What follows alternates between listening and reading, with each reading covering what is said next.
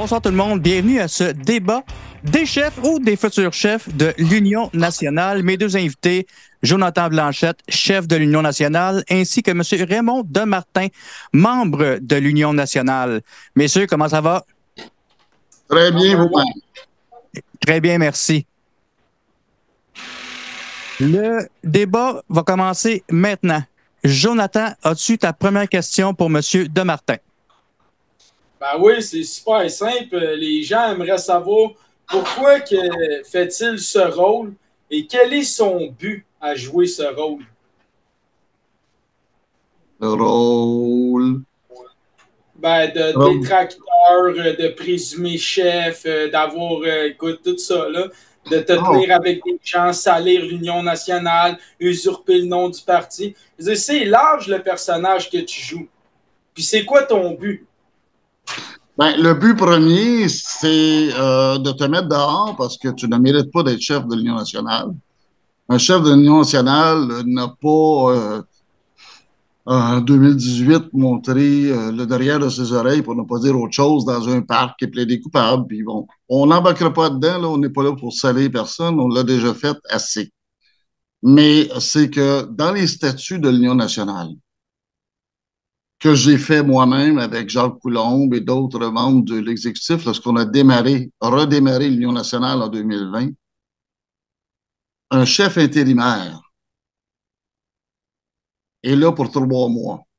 Après ça, il doit remettre son titre en cause, si tu veux, avec une assemblée générale. Puis il y a une règle de droit. Moi, ce qui est arrivé, c'est que j'ai eu un accident de voiture. J'ai donné mon titre à Michel Lebrun. Michel Lebrun l'a redonné à Jonathan, sauf que il n'y a pas eu de vote, il n'y a rien eu. Là. Il a donné merci, bonjour. Tu sais, c'est pas une barre de chocolat que tu donnes à quelqu'un, là. C'est une formation politique. Et il y a une règle en droit qui dit in potest delegare delegarum, ça veut dire qu'un pouvoir délégué, moi j'ai délégué mon pouvoir à Michel, Michel ne peut pas le redéléguer. Ça, c'est une règle de droit là, qui est traditionnelle, qui est standard. Mais à part ça, je veux dire, il n'y a pas de problème, là, je veux dire. On va passer en conseil d'une assemblée générale, puis tout le monde va pouvoir voter, puis tous les membres de l'Union nationale vont pouvoir venir, puis les membres vont décider qui sera le prochain chef. C'est tout. Jonathan, droit de réponse? T'es sur mute, Jonathan. De ce que j'en comprends, excuse, je m'avais muté pour pas entendre de bruit. De ce que j'en comprends, il veut me tasser pour me tasser. Non pas parce qu'il y a des meilleures idées ou parce que c'est pour l'intérêt du peuple ou autre. C'est vraiment juste pour me tasser. Par la suite, il nie que le directeur général des élections du Québec fait son travail en appuyant que je suis chef. Et en plus, il se victimise et m'insulte. Donc pour moi, clairement, je ne vois pas l'étoffe d'un chef, loin de là. Je ne vois qu'un opportuniste prétentieux et malhonnête. Et j'aimerais terminer en rappelant que les statuts et règlements, c'est privé et ils ont été changés. Et tu n'es juste pas au courant, malheureusement, puisque tu n'as plus d'alliés à l'intérieur du parti. Voilà pour ma part. Est-ce que vous voulez répliquer à ça, M. Demartin? Oui. Les statuts et règlements d'une formation politique, c'est public parce que tout le monde a le droit de voir ça. C'était d'ailleurs public lorsque j'étais chef.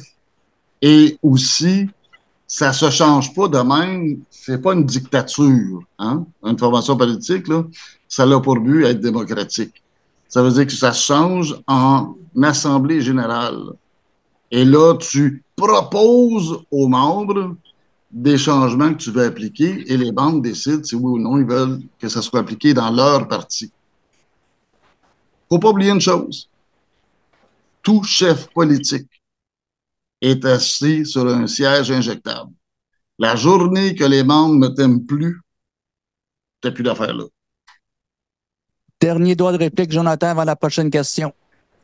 Donc, justement, tous ces changements-là, y compris la chefferie, y compris tout ce qu'on est en train de peaufiner avec l'équipe sur pour l'instant l'aperçu du programme électoral. Tout ça va se faire avec le changement des statuts et règlements officiellement. Tout ça va être officiel à partir du 9 novembre 2023, lorsqu'il va y avoir la vraie assemblée convoquée par la vraie administration du parti. Et puis, c'est ça que j'ai à répondre pour ma part. Monsieur Demartin, votre question à vous.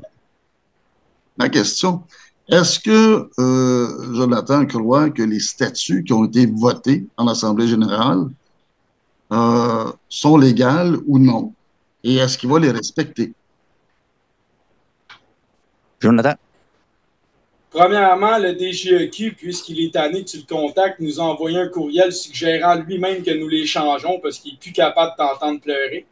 Et puis, oui, actuellement, les anciens statuts étaient en vigueur, mais ils ne le sont plus. Et ils vont être approuvés dimanche par le conseil d'administration officiellement. Et ils vont entrer en vigueur et ils vont être approuvés le 9 novembre en vertu de l'Assemblée générale faite par la vraie direction et le vrai représentant et l'agente qui est ma conjointe et M. Claude Dubé et Fred Cyr qui sont maintenant les dirigeants. Donc, en terminant, je relance en disant, si je ne suis pas le vrai chef et que notre conseil n'est pas légitime, encore une fois, le DGEQ ne fait pas son travail et en plus, il a permis à ce conseil d'administration et moi, en tant que chef, de nominer un nouveau dirigeant. C'est assez exceptionnel.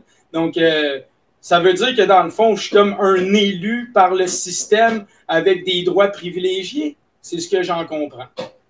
Monsieur Demartin, droit de réponse? Ben, c'est relativement simple. Jonathan est chef de facto, de fait. Parce que lorsque le 3 mois a passé, il n'a pas respecté les règlements de l'Union nationale en faisant une assemblée générale. Il vient de dire lui-même que, bon, l'assemblée générale, là, il a changé les règlements lui-même avec 3 personnes. Et il va, après ça, là, c'est changé, là c'est fait. Et là, il va dire, bon, ben, messieurs, dames, voilà, c'est changé, approuvez ça. En démocratie, c'est pas de même que ça marche. En démocratie, c'est que tu emmènes des propositions. Fait que c'est pas changé là. C'est des propositions que tu emmènes. Et là, c'est changé. Si le DGE est aussi tanné de me parler que ça, je sais pas si vous allez le voir, je sais pas, je peux vous le montrer, mais à 9h07 ce matin, le directeur des élections m'appelait, le contentieux, pour me dire que la plainte que j'avais faite est retenue et que, justement, les statuts, les règlements qu'on a donnés au départ avec notre demande d'autorisation, ben c'est ceux-là qui sont les bons. Fait qu'il y a quelqu'un quelque part qui a mal compris. Là, le DGE m'a dit ça à 9h07 ce matin. Jonathan, dernier droit de réponse? Bon, il peut bien affirmer ce qu'il veut. Moi, j'ai juste hâte de voir le résultat après le 30 septembre parce que techniquement, il y a toujours, à l'heure où on se parle, aucun membre qui a été convoqué à son assemblée officiellement. Dans tous les membres que je connais, y compris moi-même, je suis membre et chef. Ma conjointe est agente représentante et elle est membre, elle n'a pas été convoquée non plus. Notre ami Claude Dubé, qui est dirigeant, lui non plus. Je me demandais vraiment, monsieur Demartin, là, ça c'est pas une de mes questions, c'est juste pour relancer, hein, sous quelle légitimité un membre peut déclencher une assemblée générale?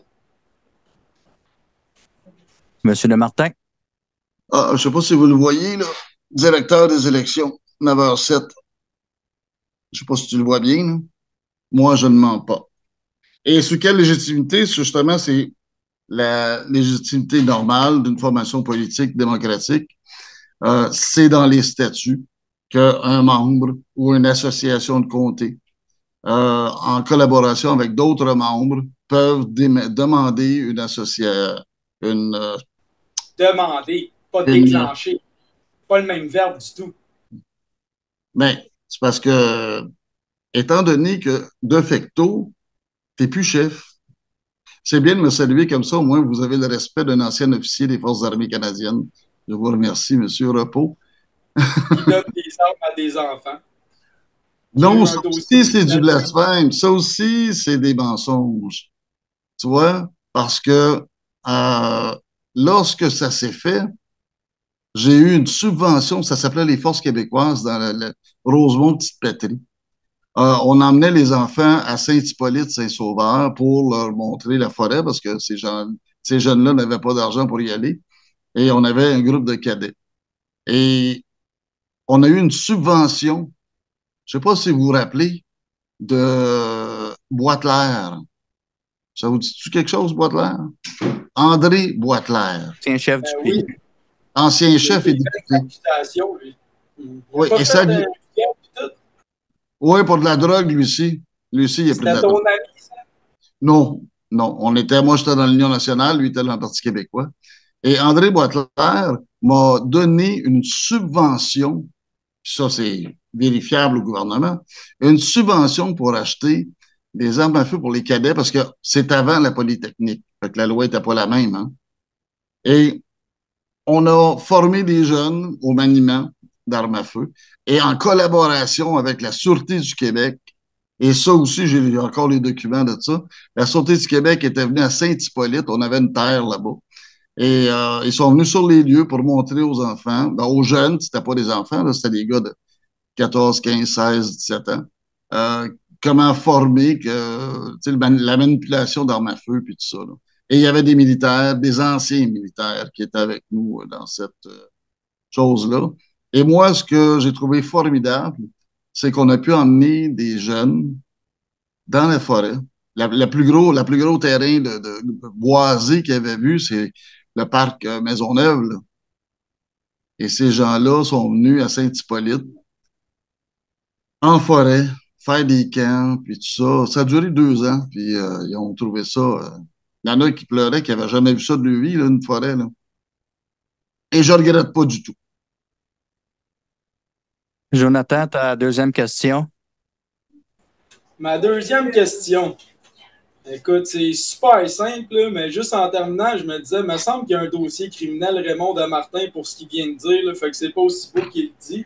Puis si j'ai bien compris, il a été payé pour que la police fasse le travail. Fait que c'est vraiment magnifique. Et j'avais 2 points à dire. Tantôt, tu disais qu'on décidait tout seul, mais à quoi ça sert l'équipe, puis les propositions qu'on va.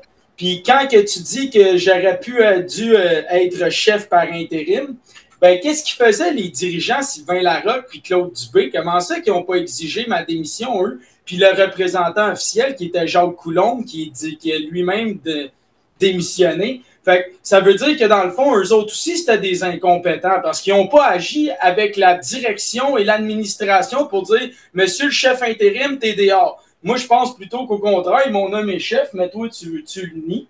Et puis, ma deuxième question pour refocuser, c'est t'étais où, toi, depuis 2 ans dans cette partie-là? Parce que je le répète encore une fois ce soir, on est arrivé, si vous allez voir les rapports financiers 2021, M. Damartin lui-même a avoué avoir soi-disant 160 membres, mais l'argent est nulle part. Et puis, le parti est à moins 3 000 et 9 membres officiellement. Et puis, M. Damartin, pourquoi il n'a pas été rentré? Parce que, justement, on m'a fait part de ses dépenses douteuses, de ses soirées dans des hôtels, des restaurants et autres, et qui se faisait rembourser des montants étranges. Donc, tu étais où, M. Damartin, depuis 2 ans, pour être à moins 3 000 et 9 membres en tant que chef de l'Union nationale? M. Damartin. Oui, ça, c'est de la diffamation. Et ça, bon, ben écoute, un individu comme lui, je peux pas en demander plus, là. Moi, je me rappelle, dans le temps de la COVID, avoir été rencontrer des hommes d'affaires à Québec. Et vous saviez qu'il y avait le couvre-feu. Et j'étais avec mon épouse à Québec. Il était 10h15, on était au château Frontenac.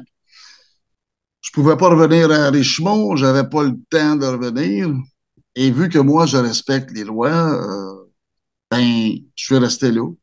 Je me suis payé avec ma carte de crédit. D'ailleurs, on a les documents ici, je les avais remontrés, une chambre là-bas.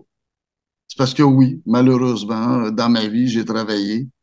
Je travaille encore. Mon épouse travaille aussi. Et puis, on paye des impôts. Fait qu'on avait de l'argent pour être capable de se payer une chambre là-bas. Et ça a été très agréable en passant. Et au niveau de pourquoi que ils l'ont pas mis dehors, faudrait le demander à eux. Peut-être que Sylvain Larocque l'avait dit qu'il n'était pas légal, mais Sylvain était tout seul. Écoute, Jonathan couche avec la représentante officielle. Elle va-tu voter contre lui? Tu sais, c'est juste dire ça, là, c'est la logique, là. J'espère que tout le monde est d'accord avec ça, là. Hein? Quand tu es dans le même lit, tu es dans le même lit.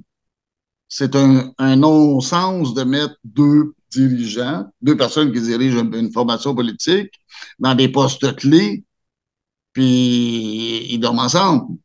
Elle peut signer un chèque n'importe quand, là. Hein? Mais ça, faut le prouver. Et moi, ce que je dis, c'est que Jonathan dit souvent, ah, j'ai fait des dépenses, des ci, des ça. Légalement, si j'ai fait des dépenses qui me poursuivent, il y a des tribunaux pour ça. On connaît devant les tribunaux. Moi, chose certaine, si vous me permettez, en terminant, le 30, si les gens votent pour moi et je deviens chef, c'est sûr et certain qu'on rentre un comptable et on va y éplucher tous les entrées et les sorties des revenus, puis toutes les dépenses. En passant, il y a un règlement de l'Union nationale qui dit que toute dépense de 50 $ et plus doivent être autorisées par les dirigeants. Sylvain m'a dit qu'il n'a jamais autorisé rien, lui. Même quand tu fais l'audit qui coûte 3-4 000 $, c'est peut-être ça qu'il parlait. Ben oui, on a emprunté. C'est Jacques Coulombe et Michel Lebrun qui ont fait un prêt temporaire pour payer l'audit le temps que le DGE te rembourse une grande partie de l'audit, 50 %. Mais il y a une chose là-dedans. Quand tu rembourses Michel Lebrun, quand tu rembourses Sylvain, et légalement, là, hein, tu dois faire un conseil d'administration et sortir l'argent de là et avoir un vote par les dirigeants pour autoriser la sortie. Ça n'a pas été fait, ça non plus. Fait que, oui, je dirais que M. Blanchette a une belle allocution, là, tu sais, qui est capable de parler. Mais côté légal, côté droit, côté justice, ben, il connaît rien, là, je veux dire. C'est de la preuve, là. Hein? Droit de réplique, Jonathan. Écoute, il y a plusieurs choses. Il a parlé longtemps. Premièrement, quand tu parles de diffamation, tu me fais rire avec tout ce que tu viens de dire, mais bon. Puis toi, qu'est-ce que tu fais à travers ce que tu viens de dire? Je me pose la question des comparatifs indirects, ce qui confirme ton impuissance. Ensuite, tu parles de conflit d'intérêts. Mais toi-même, dans tes propres anciens statuts et règlements, tu stipules toi-même que le représentant et l'agent peuvent être la même personne. Et dans plein de conseils municipaux ou d'entreprises, les conjoints ou un membre de la famille sont présents et souvent l'agent officiel. Donc, clairement, tu diffames et toi, tu ne sais pas de quoi tu parles. En plus, tu parlais de tes dépenses de chambre d'hôtel. Donc, tu confirmes effectivement qu'il y a eu quelque chose. Et puis, pourquoi que tu n'as pas eu de problème? Parce que Jacques Coulombe, qui était celui qui ne voulait pas, je te rends, l'agent et le représentant officiel, celui qui s'occupait de balancer les chiffres, a dit non, non, non, et il ne t'a pas remboursé. Donc, il a évité les problèmes au parti et les amendes et sanctions encourues. Et on rappellera que Sylvain Larocque s'est déjà fait saisir son compte de banque, n'est-ce pas? Ton ami qui t'a représenté dans l'élection, dans ton indépendance pendant qu'il était dirigeant de l'Union nationale. Donc, en partant, merci de rappeler la traîtrise. Et ensuite, tu nies l'audit qui a été fait par une firme indépendante et tu nies la vérification du DGEQ qui a été faite aussi pour te conforter dans ta propre diffamation quand tu te victimisais à propos de ça.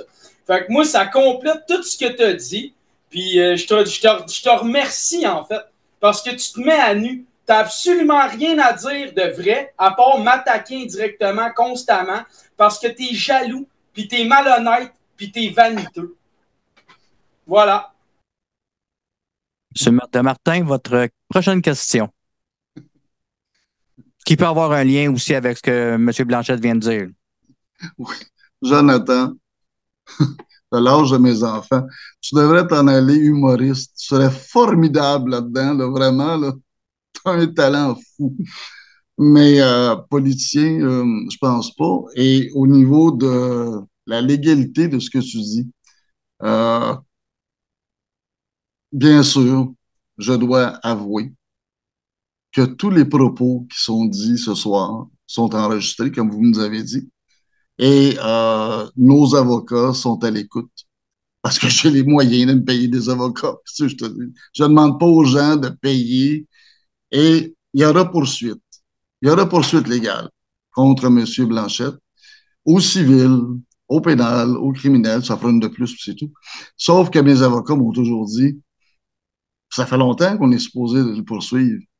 Mais poursuivre un gars qui travaille pas, qui vit de dons, qui vit aux dépens des gens, même si je gagne un procès contre lui qui va m'avoir pu coûter 10-12 000 d'avocat, sinon plus,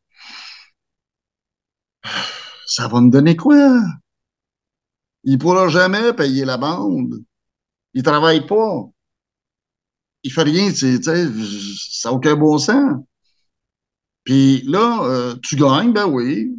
Puis là, qu'est-ce que tu fais après? Tu mets un jugement de 30 ans. Il va se faire quelque chose. 30 ans, il va être rendu presque à 58, 60 ans bientôt. Fait que ça donne absolument rien. On perd notre temps. Le parti perd son temps. Et moi, ce que je me dis, c'est que j'ai jamais demandé de remboursement à l'Union nationale pour une bonne raison. Je savais pertinemment, j'étais le chef, qu'on n'avait pas d'argent dans les coffres. Vas-tu demander un remboursement? Et deux, la fameuse, comment je pourrais dire, que je me suis payé un hôtel parce que j'étais obligé grâce à M. Legault.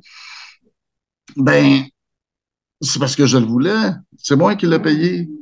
Et je n'avais pas demandé à l'UN. L'UN, un, n'avait pas l'argent. Et deux, l'UN aurait fallu que je fasse une demande avant que je sois un devin, puis je dise, bon, mais cette journée-là, il va arriver trop tard, fait qu'il faut que je fasse une demande pour avoir un crédit.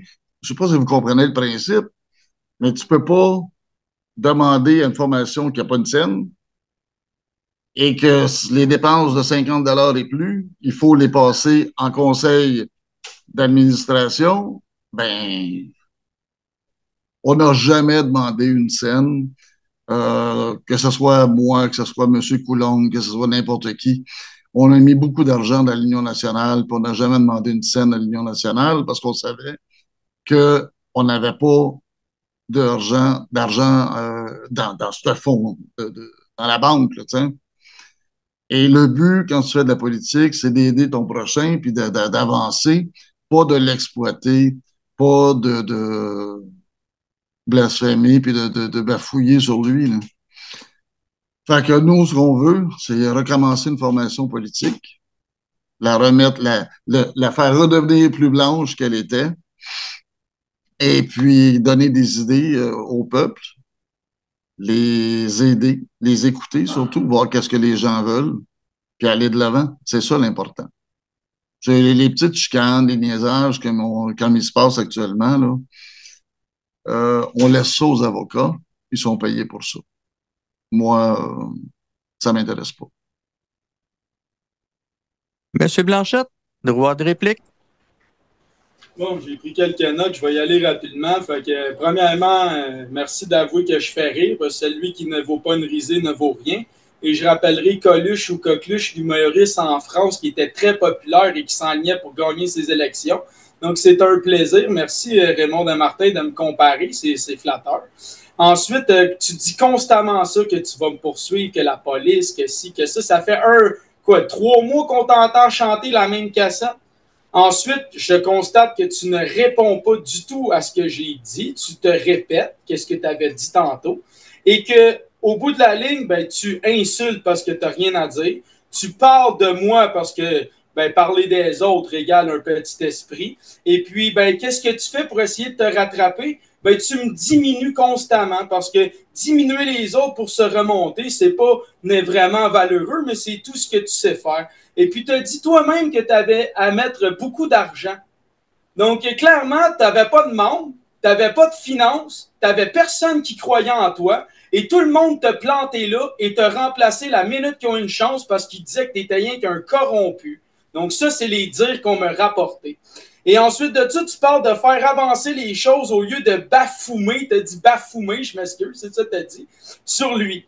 Mais justement, moi, je fais avancer les choses. On est passé de 9 membres quand tu étais là à plus de 250 maintenant.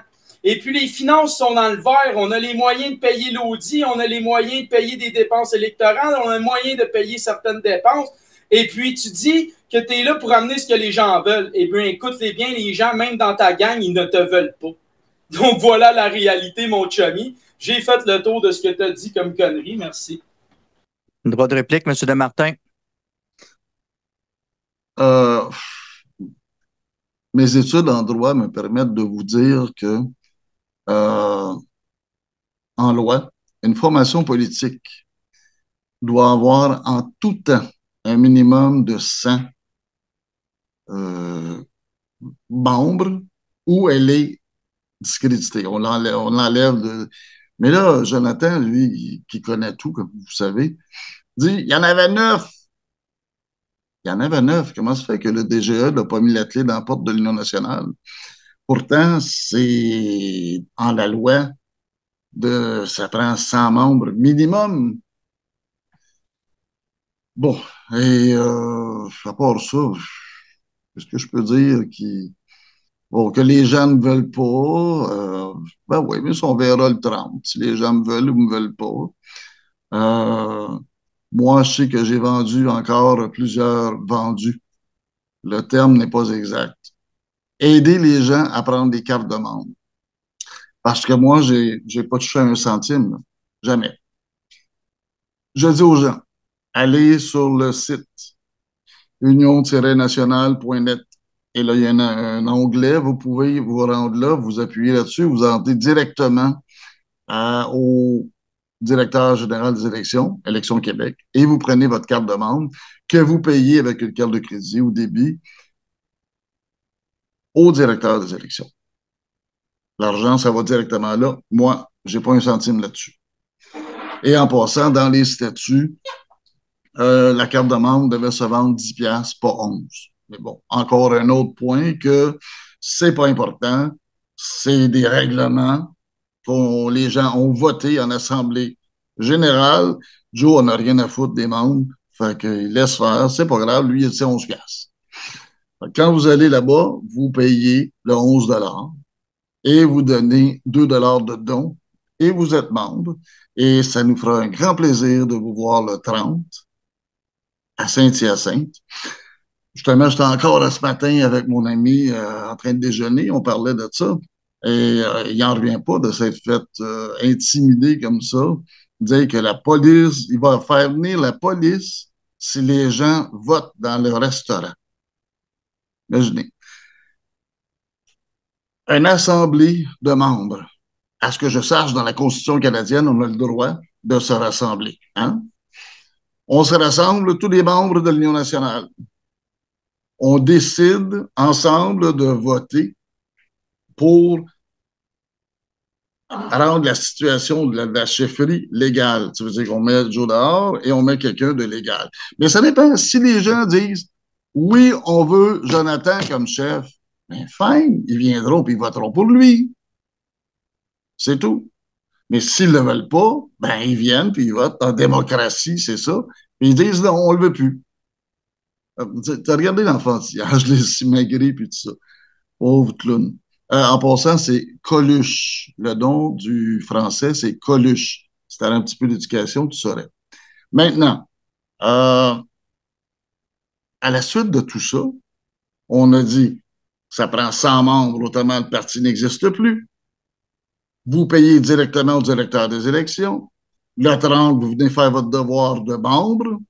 vous votez, puis on aura un nouveau chef. On peut-tu aller plus loin que ça? M. Blanchette, vous pouvez répliquer et poser votre troisième question, s'il vous plaît. OK, fait que je réplique rapidement, mais justement, quand je suis arrivé dans le parti, là, on avait reçu une lettre du DGEQ par courriel qui nous informait qu'il n'y avait pas assez de monde dans le parti et qu'il fallait résoudre ce problème dans les plus brefs délais, que ça prenait au-dessus de 100 membres pour être certain de rester officiel. Et c'est ce que je me suis empressé de faire malgré l'élection. Et c'est pour ça qu'il y a plus d'une centaine de membres en Abitibi, parce que c'est eux qui ont fait en sorte que l'Union nationale ne ferme pas dans le premier contre-coup. Deuxième contre-coup en élection, Jacques Coulombe qui démissionne, qui a été remplacé par ma conjointe. Donc, techniquement, vous aviez tous les éléments pour me sortir. Sylvain Larocque et Jacques Coulombe valaient 3 votes à eux seuls. Pourquoi il a démissionné, puis pourquoi Sylvain n'a rien fait? Ben oui, c'est Jacques Coulombe était l'agent et le représentant officiel du parti à l'époque. Et ma conjointe, et oui, et voilà, merci de confirmer. Et ma conjointe a dû subir des formations d'urgence, passer des examens et prendre la poste, encore une fois dans une tentative de faire fermer le parti, et nous avons réussi. Par la suite, il y a eu un autre sabotage qui était justement la firme CPA, le conseil, le fameux CPA, le comptable agréé, l'audit, qui nous a lâchés. Hein? Puis là, vous n'arrêtez pas de parler d'amende, puis de délai, puis que le parti a fermé. Ben encore, tout ça, vous avez eu tort. Il n'y a pas eu d'amende. Le parti n'a pas fermé. Puis on a trouvé un audit. Puis encore une fois, Jonathan, il a fait le travail malgré tous les coups par en arrière. Et on a continué d'avancer. Donc, après ça, tu dis que je ne suis pas légal, mais encore, tu confirmes que notre vote, en tant qu'Assemblée, de changer le prix de la carte de membre était valide. Donc, encore là, tu te tires dans le pied.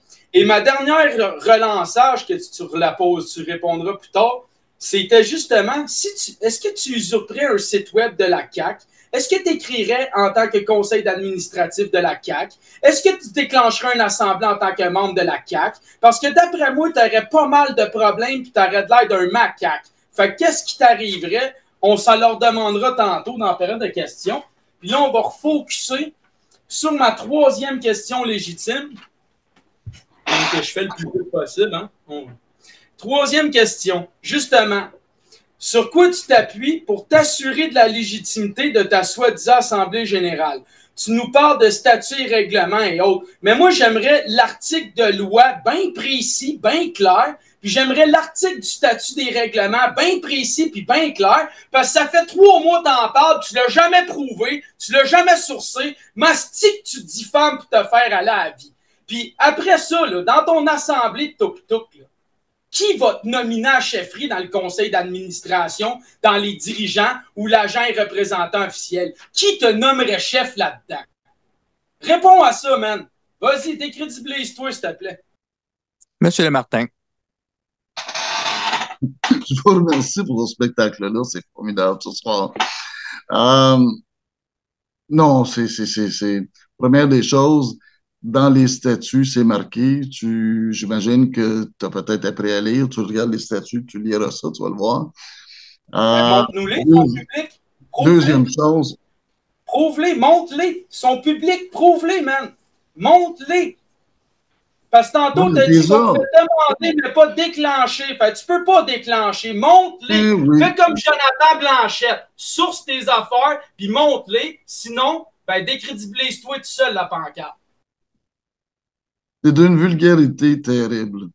Franchement, là. L'insulte vient à celui qui n'a rien à dire, donc n'a rien à montrer. Tu viens d'être échec et mat, merci. Est-ce que... Je vais vous sauter quelques secondes le temps que M. Desmartins réponde, s'il vous plaît. Comme je vous disais, les statuts ont été faits professionnellement. Jacques Coulombe a laissé parce qu'il ne voulait pas que son nom soit lié à cet individu-là.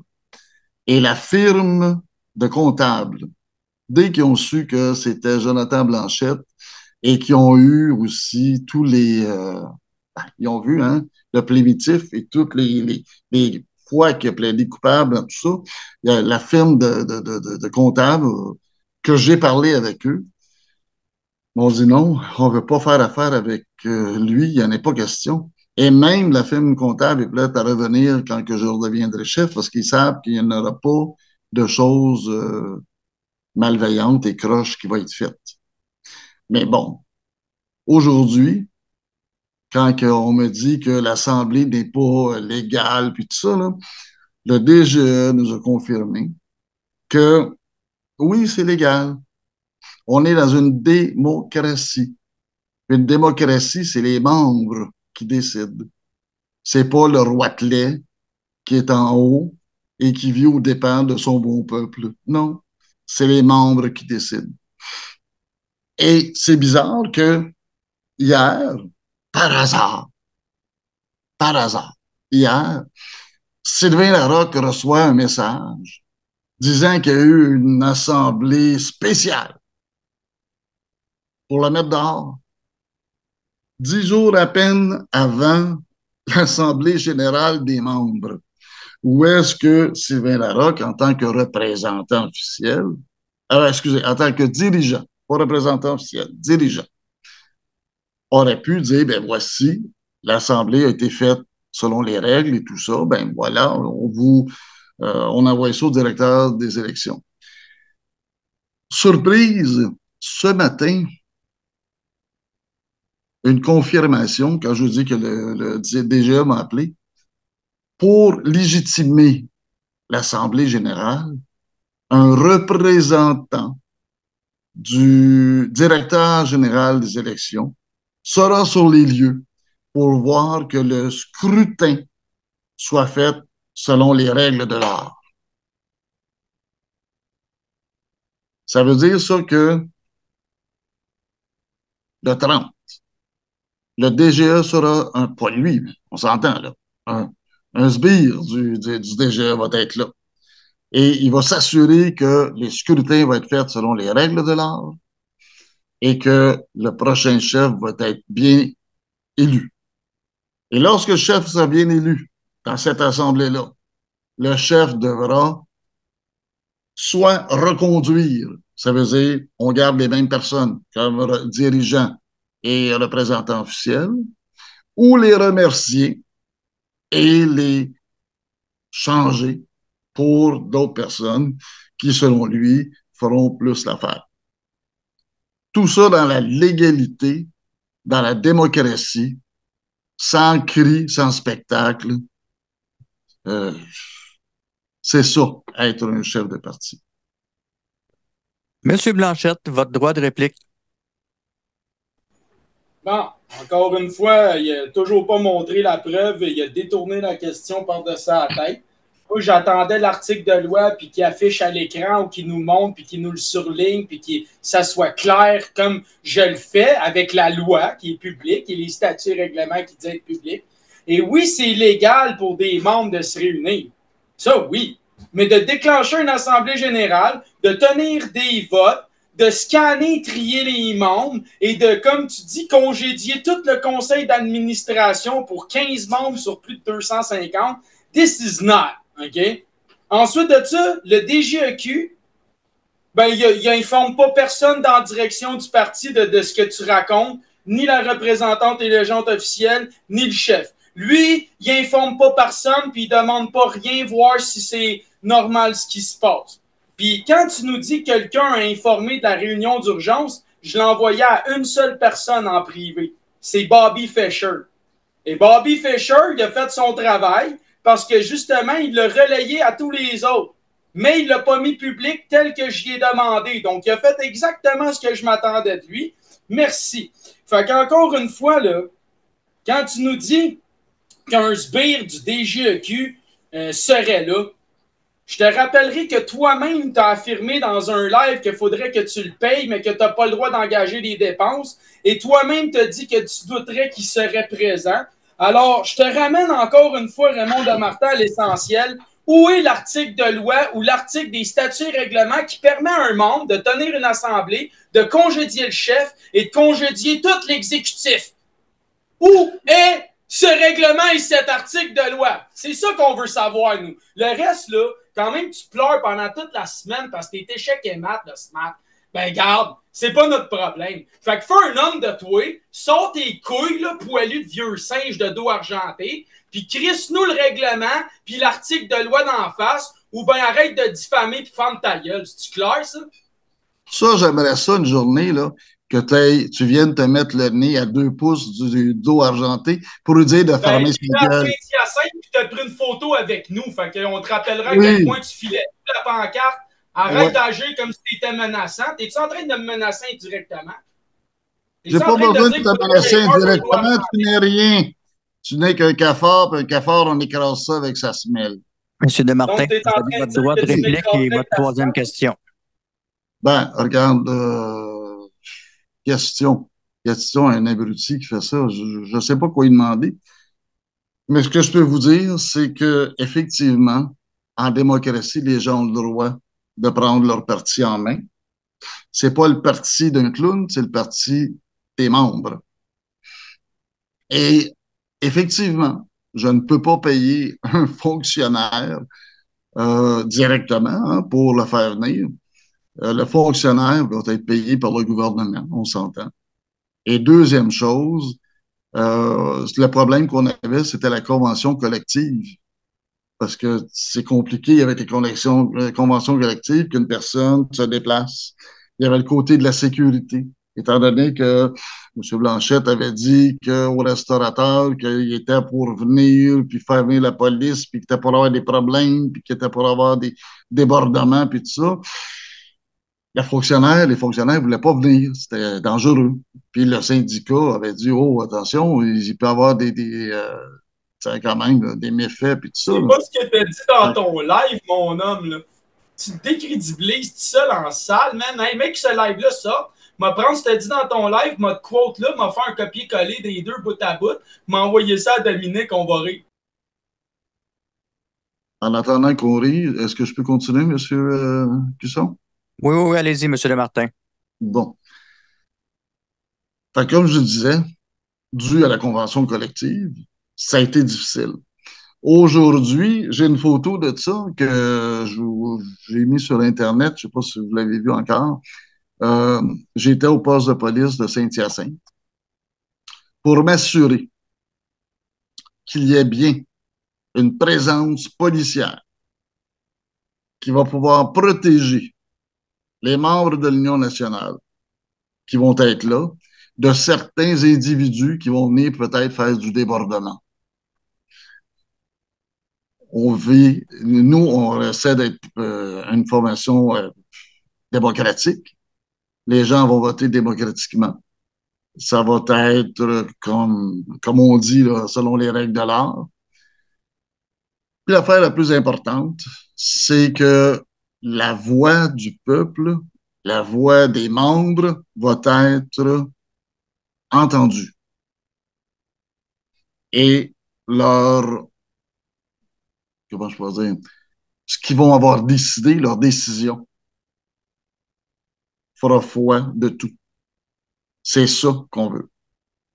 C'est pas un petit coon qui est arrivé là et qu'on lui a dit, bon, ben là, t'es chef. Puis là, il a fait, je suis chef. Non. Attention, là, c'est l'Union nationale. C'est plus important que ça.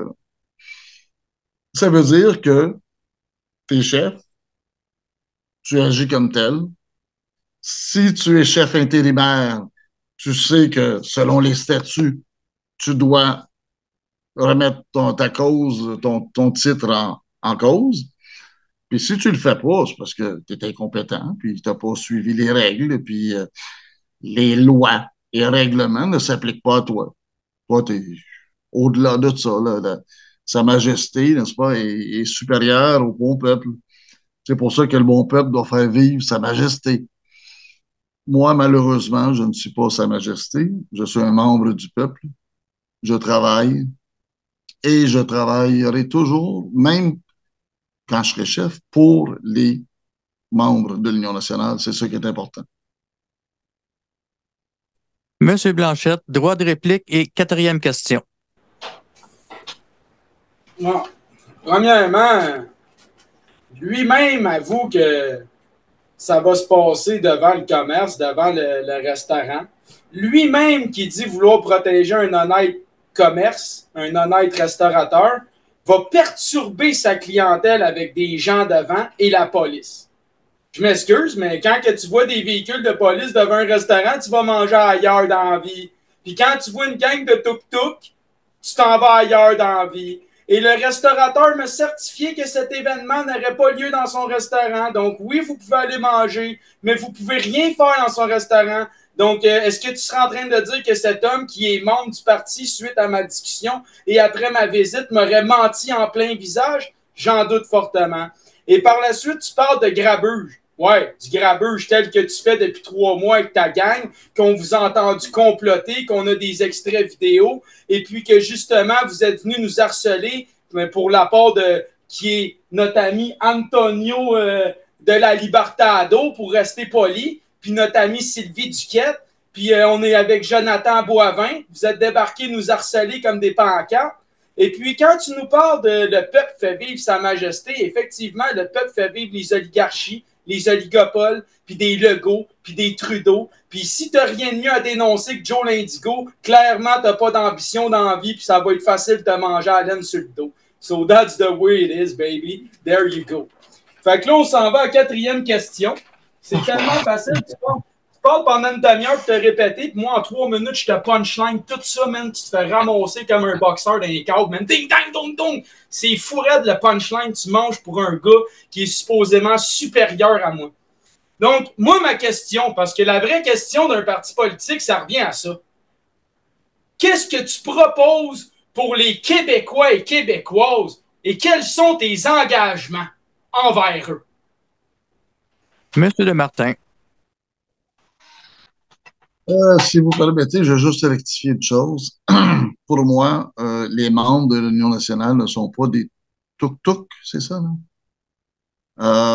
Ce sont des membres, ce sont des individus que je respecte et qui vont être devant le restaurant ou à côté ou dedans, peu importe. Mais c'est pas des tuk-tuk, c'est des membres à part entière. Maintenant, l'Union nationale a fait un programme qui existe, qui a plusieurs points, mais les choses essentielles, c'est de remettre de l'ordre au niveau du gouvernement. On a un budget de 80 milliards au Québec. Et 80 milliards qui s'est dépensé, on n'en a pas pour notre argent. La moitié de ça va dans les soins de santé, puis ça marche pas. Comment qu'on peut payer 80 milliards, la santé marche pas, l'éducation marche pas, les routes sont pleines de trous. À un moment donné, il va falloir mettre de l'ordre là-dedans, et c'est ce que l'Union nationale veut faire. Un autre point qui est essentiel, vous savez qu'il existait un Sénat au Québec qui s'appelait le Conseil législatif. L'Union nationale veut remettre en vie le Conseil législatif. Ça veut dire avoir un gouvernement à 2 chambres. Une chambre qui sont les députés, qui est l'Assemblée constituante, qui est là, et qui, elle, cette législation-là, fait des lois, l'envoie au Conseil législatif, des sages, les sénateurs, si vous voulez, qui, eux, disent, selon la Constitution du Québec et tout ça, ben oui, c'est bon. Selon les gens, parce que ce qu'on veut faire aussi, c'est demander au peuple québécois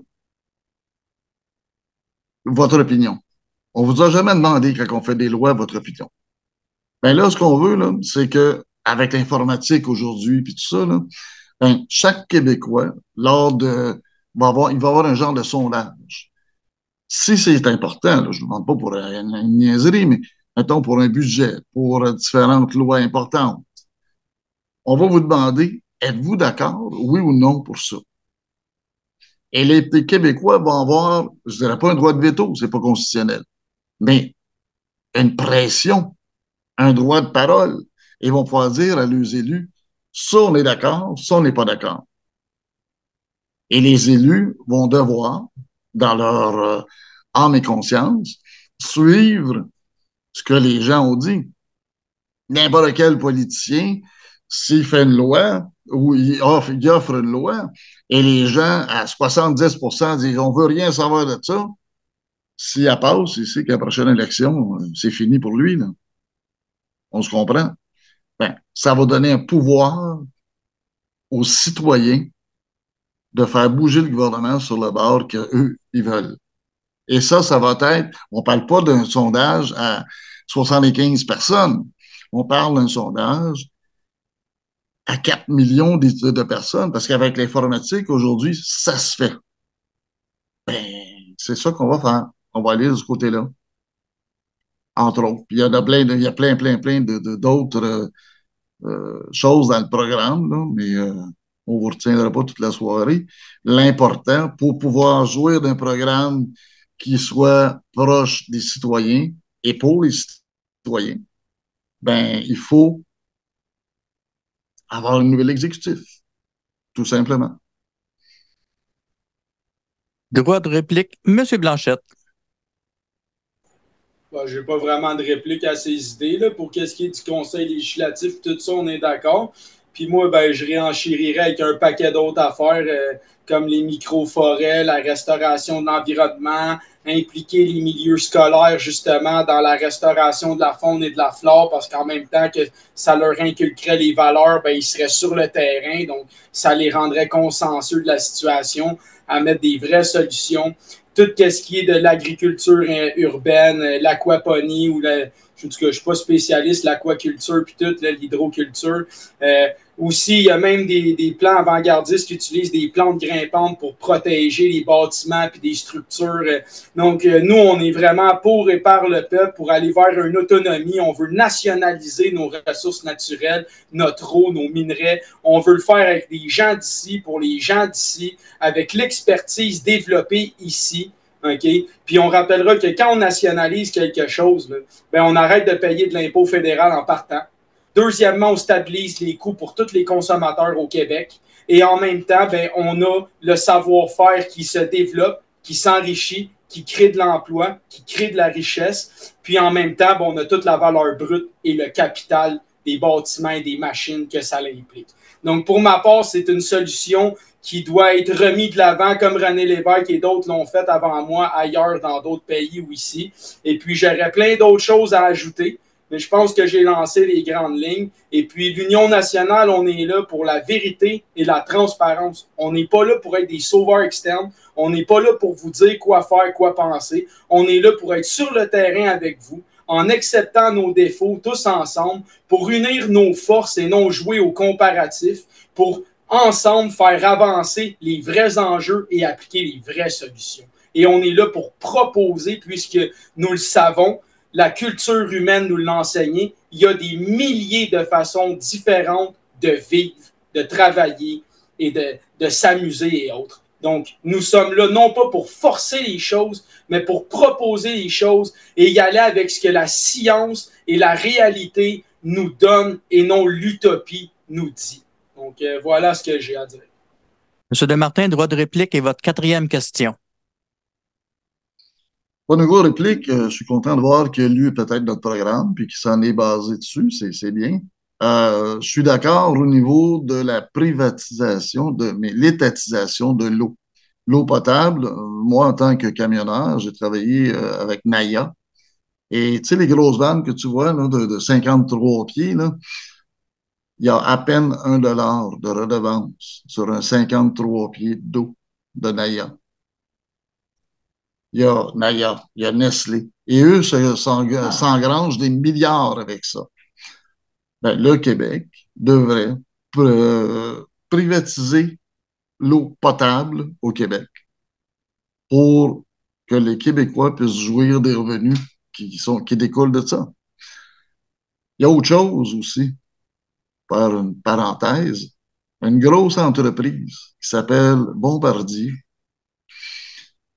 qu'on a investi 2 milliards de dollars là-dedans et qui se sont débarrassés, c'est le vrai mot, débarrassés. Ça me ferait froid dans le dos, il n'y a qu'à penser à ça. On donne 2 milliards et ils se débarrassent de la C-Series. Puis là, ben, c'est en Angleterre qu'on fait les avions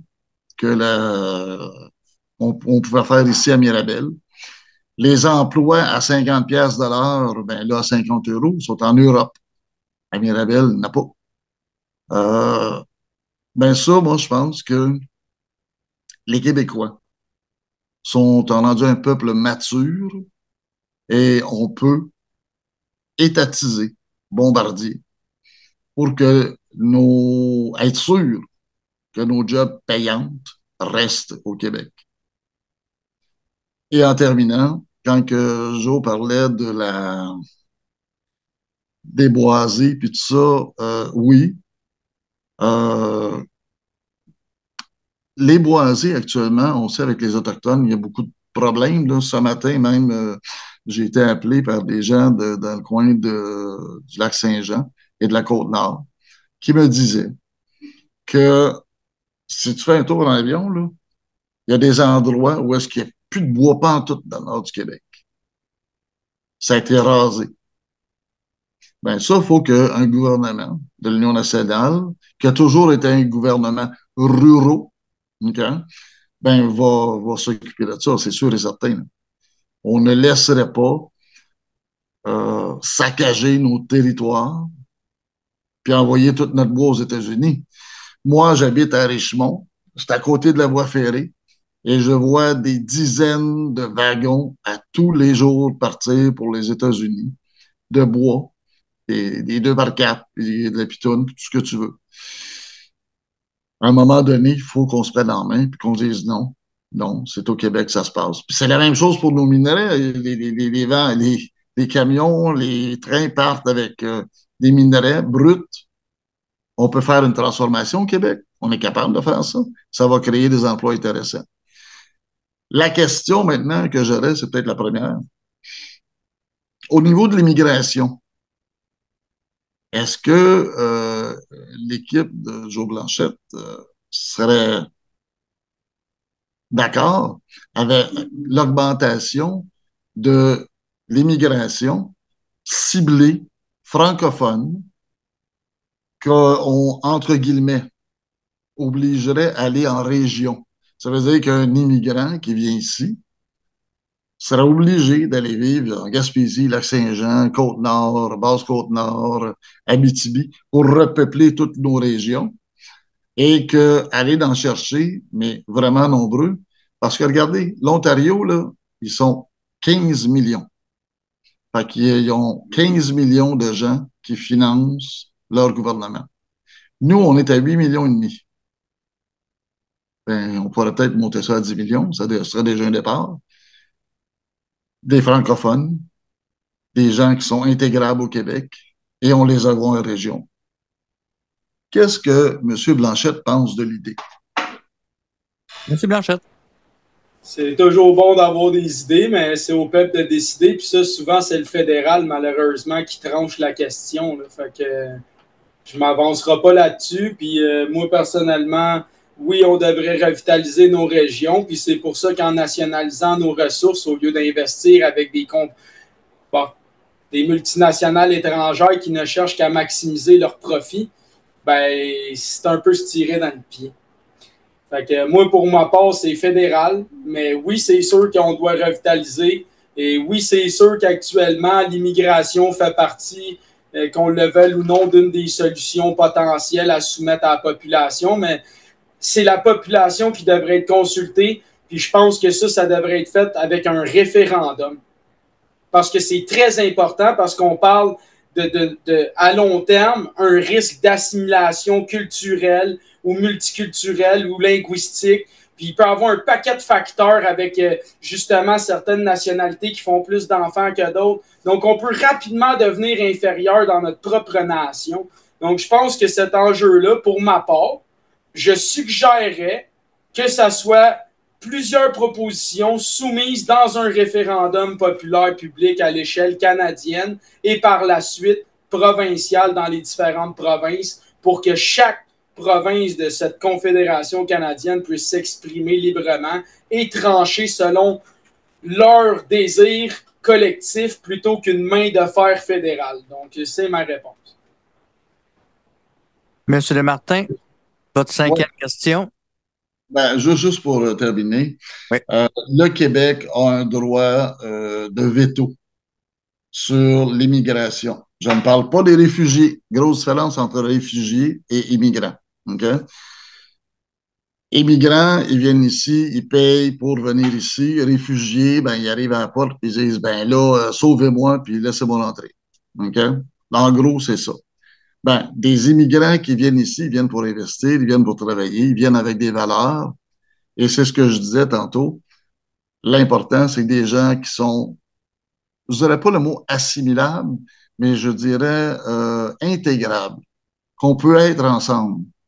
Ça veut dire c'est des gens, des francophones, des francophiles, des gens qui ont les mêmes idéologies que les Québécois. Dans les années 40, il y a 50, il y a eu les Italiens qui sont arrivés en masse. Et malheureusement, on a mal agi à l'époque. On a dit aux Italiens, ben, allez à l'école anglaise parce que vous parlez pas français. Ben, ils se sont intégrés aux anglophones.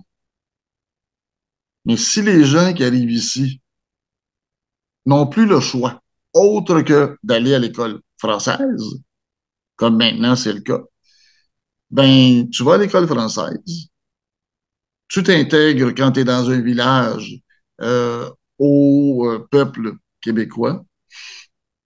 Moi, mon expérience, j'ai voyagé quand même pas mal. J'ai fait l'Afrique, j'ai fait les Antilles, bien sûr, j'ai fait l'Europe de l'Est, pour me rendre compte que quand tu arrives en quelque part, donner le meilleur exemple, quand vous allez en Floride, tous les Québécois sont à Fort Lauderdale, hein? Ils se réunissent ensemble. Ça ne sera pas, si vous êtes à Montréal, ben, tu as dans Parc Extension, tu as tous les Africains qui sont dans ce coin-là. À Saint-Michel, tu as les Haïtiens. Si tu regardes sur Henri Bourassa et Crémazie, tu as les Arabes, les Maghrébins qui sont là. Ben, les gens sont portés à se regrouper parce qu'ils ont des intérêts aussi niaiseux que la bouffe. Si tu crées un genre de quartier, ben, tu vas avoir des restaurants qui vont avoir la nourriture d'où est-ce que tu viens, puis tu vas avoir des épiceries, des dépanneurs de où est-ce que tu viens, tu vois. Mais ça, c'est la première génération. La deuxième, la troisième génération, ils sont assimilés puis ils vont manger des poutines comme nous autres, là. Mais il faut se donner le temps à l'immigration. Je ne sais pas, et je souhaite que les gens aient été dans des quartiers comme Saint-Michel ou peu importe, où est-ce que tu peux aller dans des petites épiceries, des petits restaurants haïtiens, manger ce qu'ils appellent griot, puis légumes, puis tout ça. Super bon. Faut être ouvert d'esprit. Tu peux aller manger un couscous dans le quartier des Arabes, mais pour ça, il faut être ouvert d'esprit, il faut être capable de parler avec les gens. Puis c'est comme ça qu'on va les intégrer à nous. Faut aller les chercher aussi. Hein. Faut pas leur dire, ben, gars, tu viens chez nous, ben, c'est à toi, venez me parler. Ben non, on va le voir, puis tu dis, gars, viens, je t'invite à prendre une bière, puis à manger des bines, puis à manger une poutine, tu sais. Ça peut être juste intéressant. L'intégration, y croyez-vous, M. Blanchette? C'est votre cinquième question, M. de Martin? Ouais. OK. M. Blanchette, retour. Yes. Fait que c'est-tu moi qui pose la question ou. M. de Martin venait de mentionner si vous croyez à l'intégration. Ah, excusez, ben oui, j'ai répondu à ça tantôt, mais oui, je crois que tout individu qui veut s'intégrer est capable de s'intégrer parce que veut pas des humains, c'est des humains, puis on a pas mal tous les mêmes besoins puis les mêmes valeurs communes avec certains points qui divergent, mais dans l'ensemble, un être humain reste un être humain. Il a besoin d'amour, d'une famille, d'un rôle social, d'avoir de la dignité, si possible, un toit sur la tête et de la nourriture. Et à partir de là, le reste, ce n'est qu'un échange commun. Fait que pour ma part, oui, tout le monde est capable de s'intégrer. C'est là votre question, la cinquième. Fait que la mienne, oui. Excusez, hein, je suis en train d'écrire toutes mes affaires pour rien perdre, hein, c'est pour ça. OK. Fait que ma dernière question. Pourquoi n'arrive-t-il pas à lâcher prise sur la situation malgré l'évidence? Parce qu'on se rappellera que lors de l'élection, tu avais quand même lâché prise sur la situation, puis tu t'avais présenté comme candidat indépendant. Actuellement, il y a des partis politiques comme l'Union fait la force ou même notre ami Charles Olivier qui auraient grand besoin d'aide, de conseils et que les portes sont ouvertes. Donc, pourquoi n'arrive-t-il pas à lâcher prise sur la situation malgré l'évidence?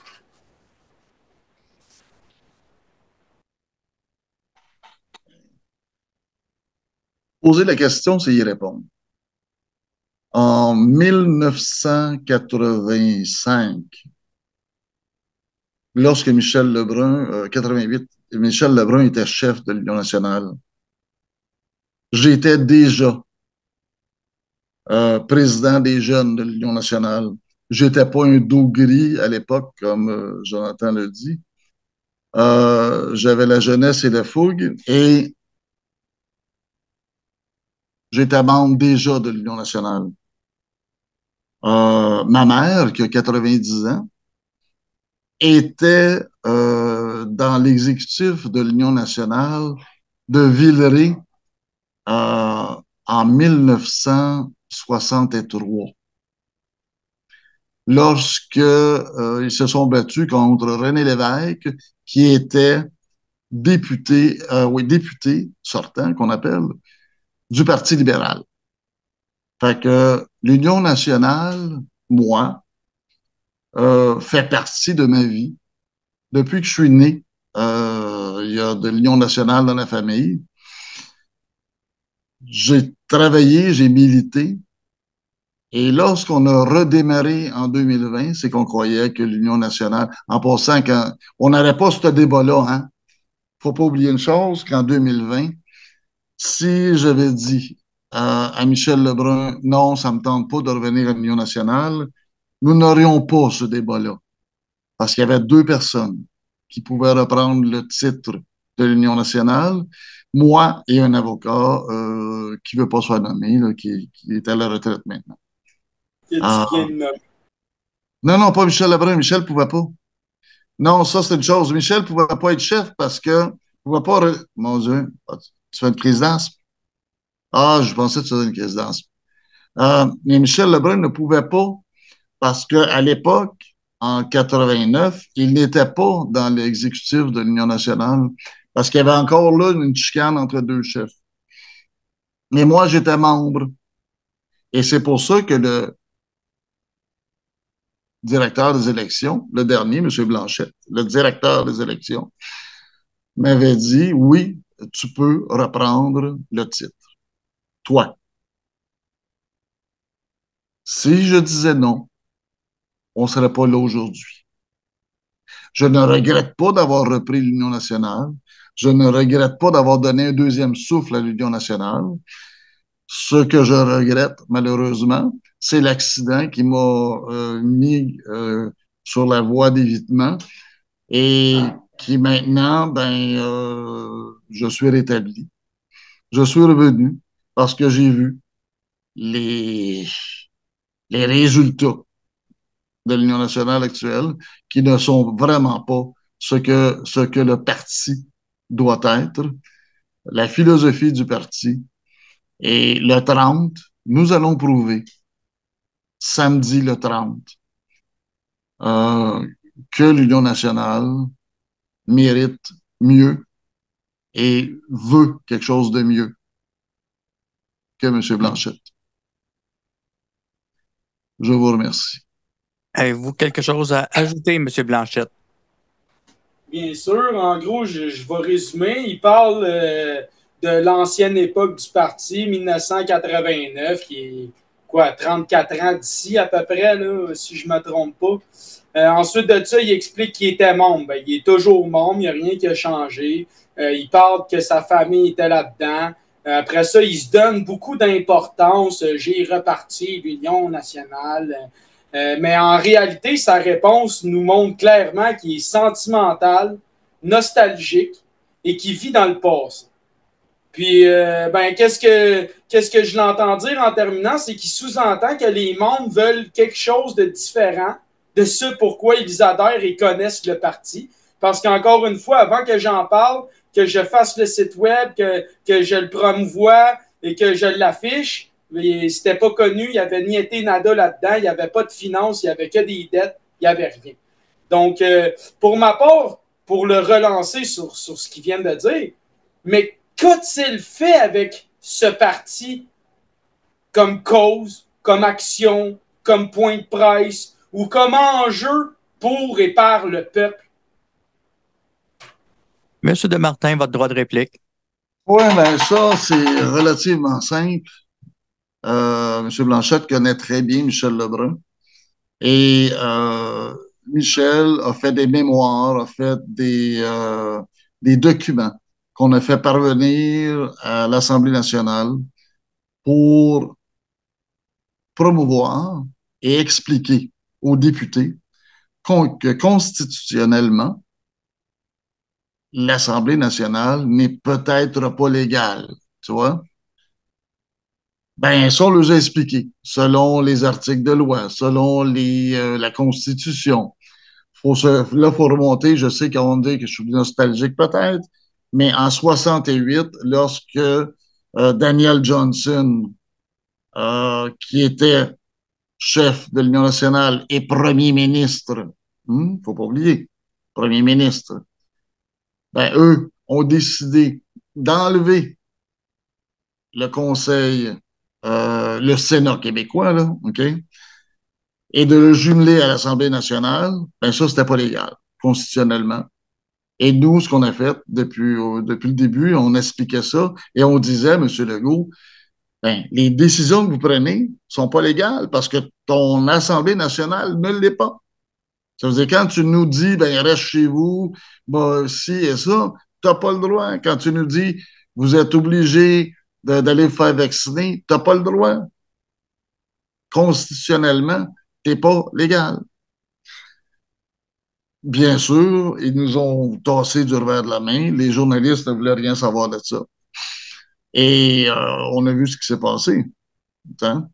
Et en passant, pour ouvrir une formation politique, on doit avoir 100 personnes qui t'appuient, qui signent.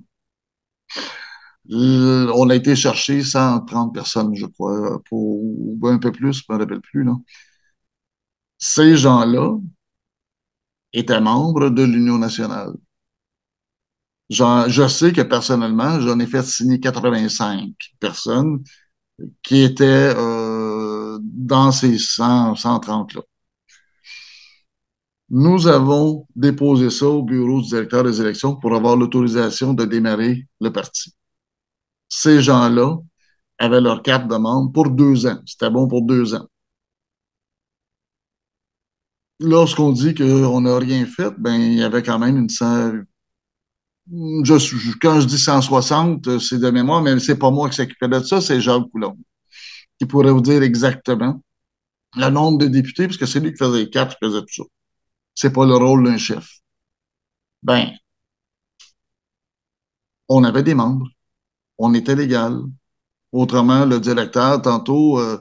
Blanchette dit, « Ah, on a reçu une lettre. » Il doit l'avoir sous la main, j'imagine, la lettre que le DGE a envoyée, puis il pourrait la faire, ou s'il l'a pas sous la main, il pourrait peut-être vous l'envoyer pour que vous la faire paraître, pour que les membres puissent le voir, comme quoi que, effectivement, on n'avait plus que 9 membres. Je serais très, très intéressé à voir cette lettre. Puis on peut demander au DGE peut-être d'en faire une copie, nous en donner une copie, on peut demander. Mais je trouve ça très, très, très, très spécial. Parce qu'on avait quand même des membres pour une centaine passés, là, presque 160, comme je disais, qui étaient là pour 2 ans. Jusqu'en 2022. Donc, c'est ça. Le temps réglementaire est terminé. Messieurs, vous avez carte blanche. Allez-y, Jonathan, Raymond. Ben, répliquer sur ce qu'ils viennent de dire, vu que c'est encore chaud. Encore là, j'ai demandé qu'est-ce qu'il a fait pour le peuple, par le peuple. C'était très vague. Puis il m'a parlé d'une soi-disant cause qui a été nulle part. Mais personnellement, moi, j'ai porté plusieurs causes durant la COVID. J'en suis connu et soutenu à cause de ça. J'ai envoyé des documents légaux, des lois publiques. Hein. Je n'ai pas conseillé, je ne suis pas un avocat. Puis j'en ai amené aussi dans des événements où que j'ai même fait ça devant les policiers pour des contributions volontaires en échange de 3-4 documents juridiques, que ce soit la déontologie policière, les chartes et autres. Ensuite de ça, tout ce qui est du programme électoral, c'est nous qui l'a écrit et Nancy l'a corrigé. Donc, ça confirme que c'est bel et bien nous qui l'a mis en place. Merci. Et j'aimerais aussi rappeler que le résultat, ça s'est fait, que cette cause-là a été soutenue par quelqu'un qui ne voulait pas être nommé, qui t'a nommé au moins 5-6 fois. Donc, félicitations. Et puis, c'est lui, en tant qu'ancien avocat, qui l'a rédigé, qui a fait la procédure et qui est allé au tribunal. Et ça, il vient d'y aller pour terminer ça le 28 août, si je ne me trompe pas, de cette année. Merci de faire oui de la tête par ton subconscient qui confirme que j'ai raison. T'es bien fort, fin de Martin. Ce que je dis, c'est qu'effectivement, Michel a été... Attends, j'ai presque fini. Ensuite de ça, tu mentionnes, comme tantôt, hein, tu disais, demander et non déclencher, puis là, tu dis signer et non adhérer. Et puis là, tu nous parles de 160 membres. 160 membres dans tes statuts et règlements votés par les membres à 10 $ la carte, plus 2 $ de contribution. Ça fait 1920 $ qu'on ne trouve pas dans les rapports financiers. Donc, on revient à Jacques Coulombe et les doutes sur l'argent et tes dépenses et tout ça. Merci encore de faire oui. Et puis, les signatures que tu as ramassées, c'est comme en élection. C'est comme en élection. Moi aussi, pour être candidat, il a fallu que je ramasse 160 signatures pour en avoir une centaine et plus de valides pour pouvoir être candidat. Ça n'a rien à voir de faire adhérer des gens au parti. Donc, encore une fois, tu prends des pseudo-faits, tu affirmes sans preuve des choses. Donc, je rappellerai que ce qui est affirmé sans preuve ne nécessite aucune preuve et j'attends toujours la preuve de l'article de loi ou des statuts et règlements qui te donnent ce droit de convoquer cette assemblée. Ce que je disais, c'est un droit démocratique. Ce que je disais, c'est que les gens qui ont voulu signer pour que l'Union nationale redémarre ont rempli un formulaire qu'on devait envoyer au directeur des élections. Et pour ce, ils devaient devenir membres. Si tu aurais fait quelque chose dans ta vie, tu serais aperçu que ça, c'est ça le côté légal. Il faut que tu travailles et tu dises à la personne, ben là, voulez-vous que l'Union nationale existe? Oui, bon, ben ça vous coûte tant. Puis là, ben, signez ça, donnez-moi l'argent, puis on envoie ça au directeur des élections. C'est la première étape à faire. Sur ces gens-là, l'argent a été au directeur des élections, fait qu'on peut vérifier facilement là-bas. Quand on dit que on a falsifié des sommes d'argent puis tout ça, moi j'ai vu dans le rapport qu'il y avait eu des sommes d'argent qui avaient été données pour de l'essence. Je savais pas que les membres devaient payer l'essence pour qu'un chef se circule au Québec. C'est la première fois que je vois ça. Il n'y a aucun chef en quelque part qui a jamais demandé donnez-moi du gaz pour que je puisse aller en quelque part. Quand on me dit que c'est pas légal puis tout ça, là, ben selon les gens, on appelle ça la Constitution canadienne. Ben oui, on a le droit de se rencontrer. Oui, on a le droit de discuter politique. Puis oui, on a le droit de faire un vote parce que c'est un parti démocratique. Et non, les statuts que vous avez faits ne sont pas bons. Parce que vos statuts que vous avez faits, quand je dis pas bons, c'est qu'ils sont pas légaux. Ils peuvent être très bons, mais ils sont pas légaux. OK? Parce qu'ils n'ont pas été votés en assemblée de tous les membres, une assemblée générale. C'est les membres qui décident d'un parti. C'est pas un royaume, là. C'est pas le roi qui décide pour tout le monde, là. C'est les membres qui décident où est-ce que le parti va aller et comment ça va fonctionner. C'est ça la vérité, tout simplement. Je vous remercie. Allez-y. Autre chose à dire, M. Blanchette? Ben, moi, j'aimerais dire que je suis dans mes temps légaux parce que je suis rentré chef au mois d'août, OK, en fin août. Et puis, les élections se sont terminées en octobre. Et puis, on arrive en octobre. Ça va faire 1 an en octobre. Et puis, dès novembre, l'Assemblée va être convoquée. Donc, depuis 1 an, l'Union nationale a fait plusieurs événements. Plusieurs événements. On s'est déplacé dans plusieurs villes. On est allé devant le barreau du Québec, la Banque du Canada. On est allé faire des actions citoyennes à Ottawa, Gatineau, Shawinigan et compagnie. Okay? On est allé à plein de places. Donc, puis quand je t'entends dire t'as jamais vu des dépenses de gaz dans un parti politique quand eux ils se promènent en autobus à longueur d'année, tu me fais rire en tabarouette, elle est vraiment bonne. Elle est vraiment bonne ta joke parce que techniquement, justement, si la dépense aurait été illégale, ben le DGEQ nous l'aurait dit, puis l'Audi nous l'aurait dit, puis on s'aurait fait sanctionner.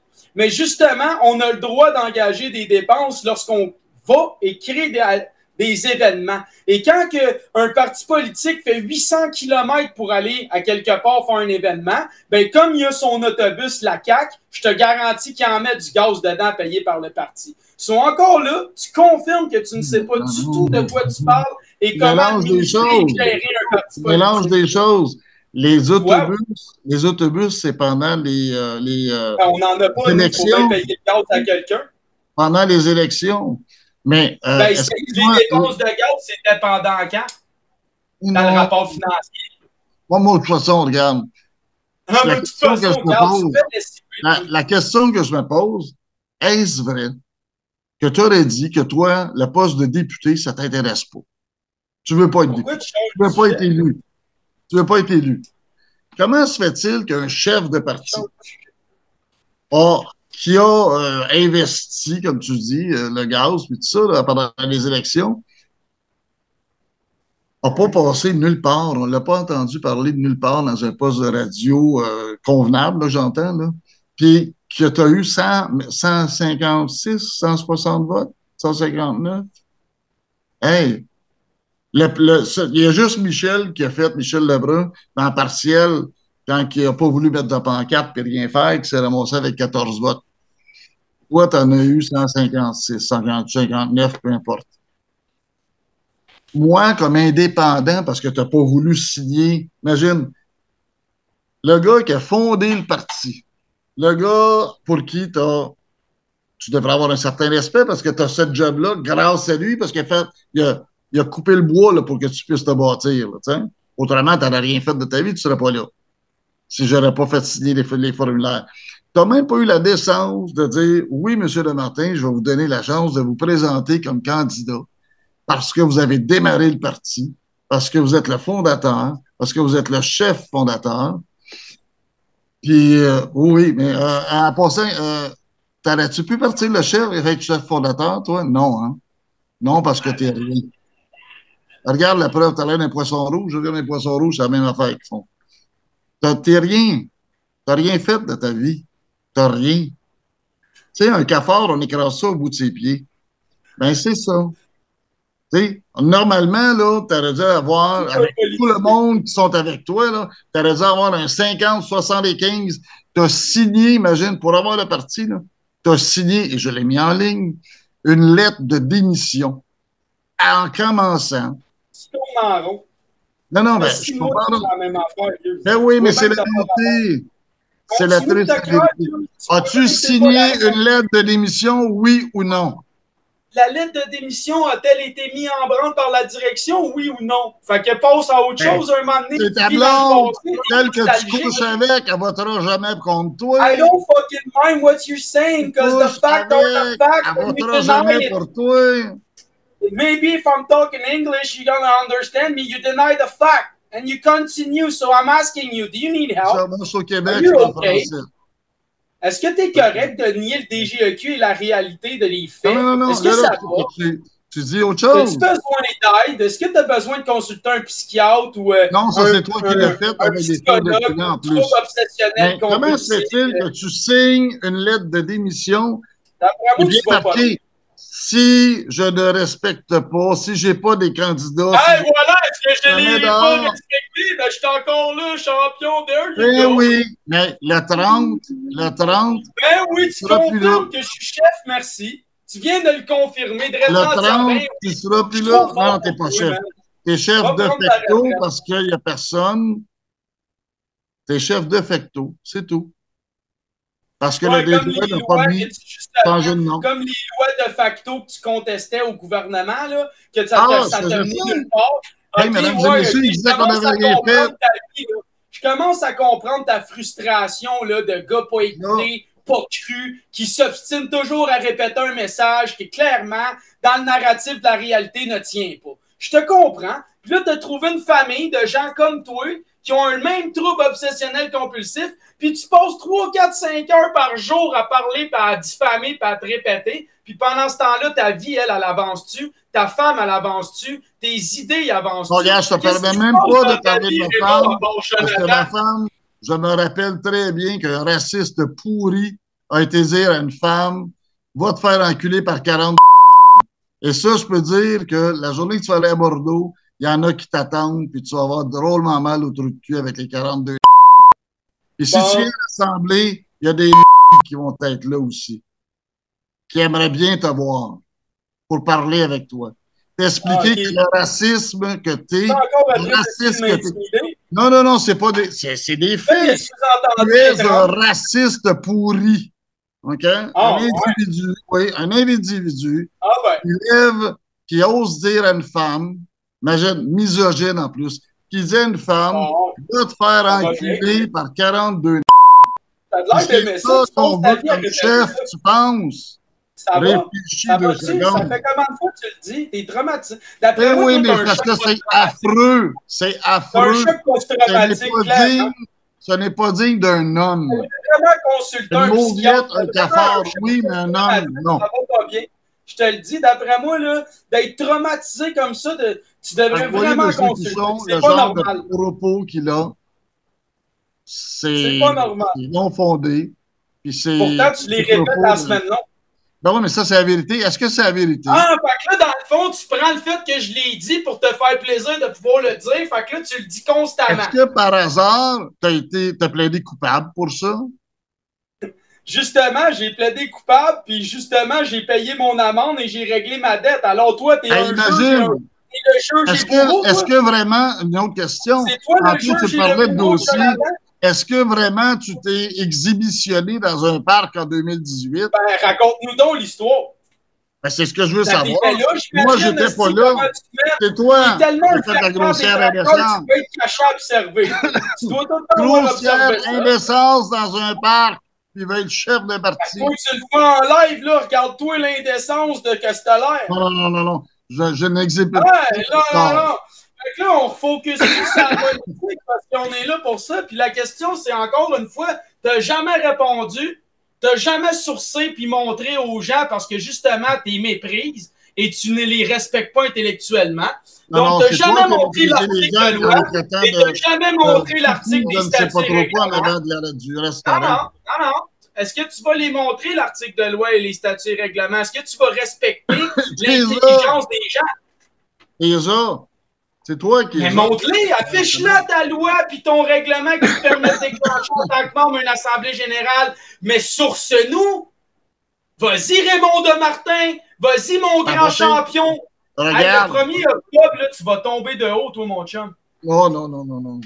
Ah oui, le 1er octobre, là, il n'y aura plus personne de cette gang-là qui va te parler parce que tu vas leur avoir nuit en m'emmenant du monde, en les décrédibilisant, en te soutenant, parce que justement, tu n'es même pas capable de sourcer tes dires parce que tu Tant que méprises les gens et ne non, pas respectes le pas 1er leur octobre. intelligence. C'est-tu le 1er octobre?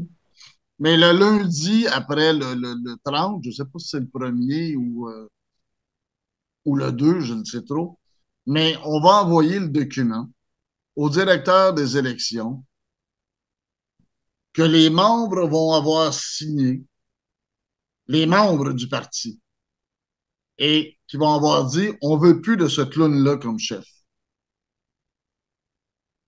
Tu vois?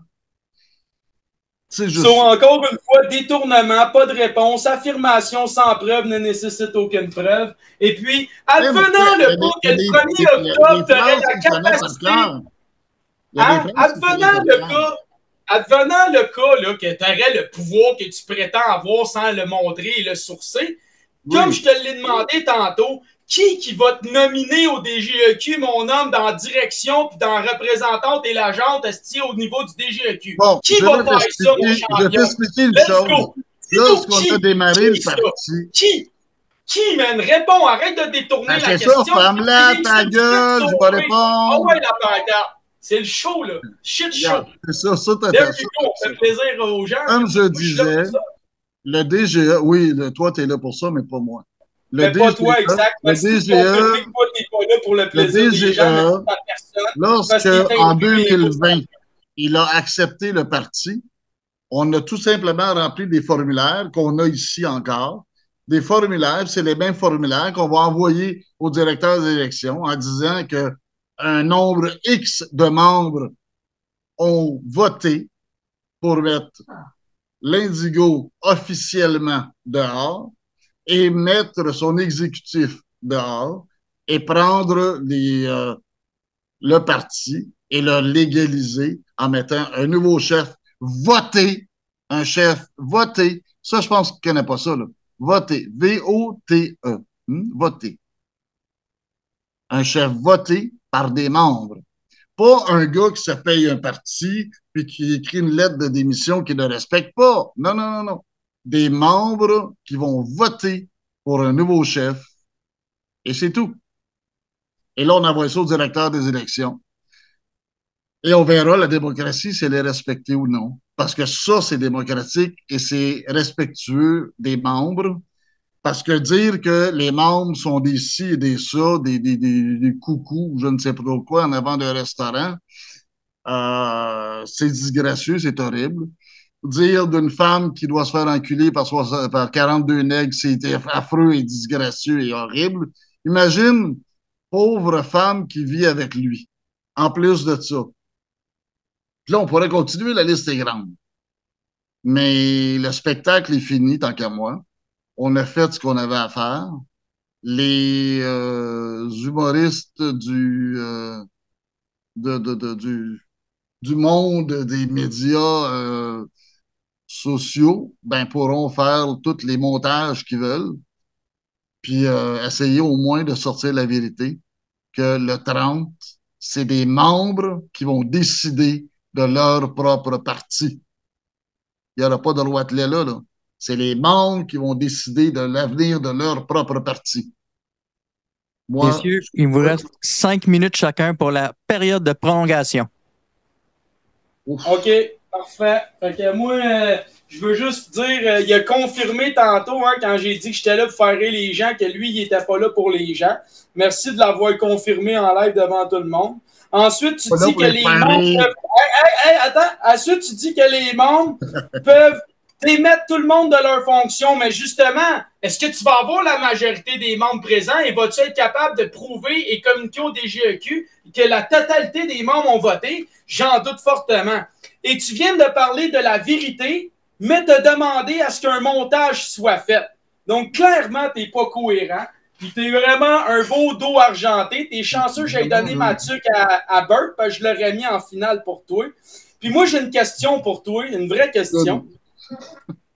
Quand que Larocque, là, il a décidé de te représenter... Essaye donc d'être poli et de l'appeler Monsieur Larocque parce qu'il a fait quelque chose dans la vie, lui, au moins. Attends une minute, là, je te pose une question sérieuse.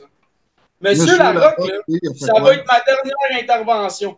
Monsieur Larocque, là, quand il a dit oui pour te représenter à l'élection générale, pourquoi il t'a dit qu'il ne voulait pas que tu fasses de dépenses? Non, c'est pas ça qu'il a dit du tout. Ah ben. Sylvain Larocque, on s'est mis un budget. OK?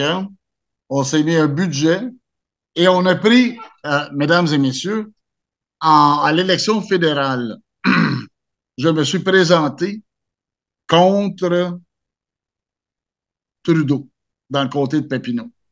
OK? Lorsque je me suis présenté contre Trudeau dans le comté de Papineau, on a eu besoin de pancartes.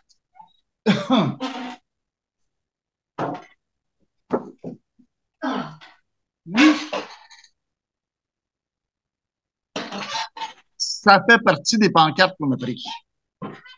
Lorsque je me suis présenté à l'élection provinciale, j'ai pris les mêmes pancartes qui avaient mon nom dessus. On a couvert le côté qui était Papineau, bien sûr, parce que c'est le côté de Richemont. Ça veut dire que la dépense avait été amortie au fédéral. Fait que quand tu te présentes, le DGE m'a dit combien tu évalues tes pancartes. On a évalué ça à une centaine de dollars. J'avais le droit personnel de dépenser 200 dollars, comme tout membre. C'est à peu près ce qu'on a dépensé, un peu moins même. On a fait le budget. On a même envoyé une copie des pancartes qui ressemblait. Vous avez un petit ici, exemple, qui ressemblait à ça. Et ces pancartes-là ont été envoyées au directeur des élections, approuvées aussi par le président des élections du comté de Richemont. Et puis, voilà. On a été dans les budgets, puis j'ai ramassé à peu près le même nombre parce qu'un candidat indépendant, tu peux pas t'attendre à avoir plus que 200 votes. Et c'est quasiment impossible. Fait que c'est ça qu'on a eu ici aussi dans Richemont. Là. J'ai passé à la radio de Cogeco à trois reprises. On a parlé, donné des opinions, mais vous savez c'est quoi? On peut pas aller bien loin quand tu n'es pas une formation politique officielle. Sur ce, je pense qu'on a fait le tour, M. Cusson.